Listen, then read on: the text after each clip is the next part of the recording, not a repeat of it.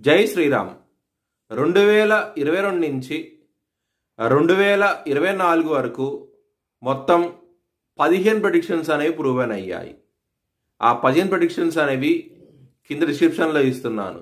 అవి నిజమా కాదా అనుకుంటే కనుక మీరు ఆ డిస్క్రిప్షన్లో ఆ వీడియో లింక్ ఓపెన్ చేసి చూడండి. ఫర్ ఎగ్జాంపుల్ 2024లో మహారాష్ట్ర ఎలక్షన్స్లో బీజేపీ అలయన్స్ వస్తుందని చెప్పడం జరిగింది. అది నిజంగానే జరిగింది. మహారాష్ట్ర ఎలక్షన్స్లో బీజేపీ అలయన్స్ రావడం జరిగింది. ఆ వీడియో నేను డిస్క్రిప్షన్లో ఇచ్చాను. ఇది మీరు చూసుకోండి. నిజమైతేనే నా ఛానల్ సబ్స్క్రైబ్ చేసుకోండి. కన్యా రాశికి అధిపతి బుధుడు. కన్యా రాశిలో హస్త 4 పాదాలు, ఉత్తర 2, 3, 4 పాదాలు మరియు చిత్త 1, 2 పాదాలు ఉంటాయి. ఈ నక్షత్రం వాళ్ళందరికీ నేను చెప్పే వార ఫలితాలు వర్తిస్తాయి.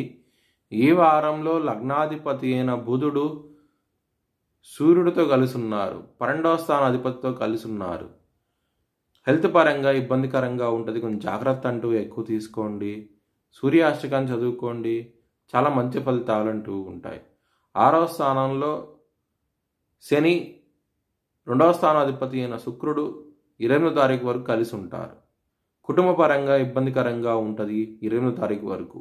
28వ తారీఖు నుంచి ఎప్పుడైతే శుక్రుడు మీన రాశికి వెళ్తారో, రాహుతో కలిసి ఉంటారో అప్పుడు ఇంప్రూవ్మెంట్స్ అనేవి కనబడతాయి. శత్రువులు మిత్రులు అయ్యే అవకాశాలు ఎక్కువగా ఉంటాయి. 7వ స్థానంలో ఉంటాడు కాబట్టి శుక్రుడు రాహుతో కలిసి ఉంటాడు కాబట్టి మ్యారేజ్ పరంగా మాత్రం 20వ తారీఖు నుంచి ఇబ్బంది పడే అవకాశాలు ఎక్కువగా ఉన్నాయి.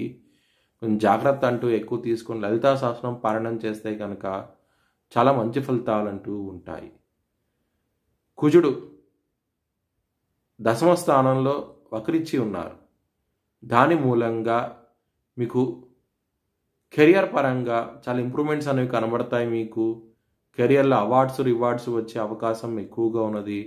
9వ స్థానంలో గురువు ఉన్నారు కాబట్టి ధనపరంగా మాత్రం ఎటువంటి లోటు అంటూ ఉండదు. ఈ వారంలో చాలా ఆనందంగా ఉంటారు. ఎవరైనా విదేశాలు వెళ్ళాలనుకుంటే కనుక ఈ వారం అనేది చాలా అనుకూలంగా ఉండబోతోంది.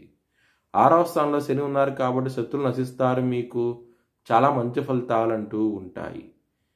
కెరియర్ పరంగా మాత్రం మీకు ఇంప్రూవ్మెంట్స్ కావాలనుకుంటే కనుక విష్ణు సహస్రం పారాయణం చేస్తే కనుక చాలా చాలా మంచి ఫలితాలు అంటూ ఉంటాయి.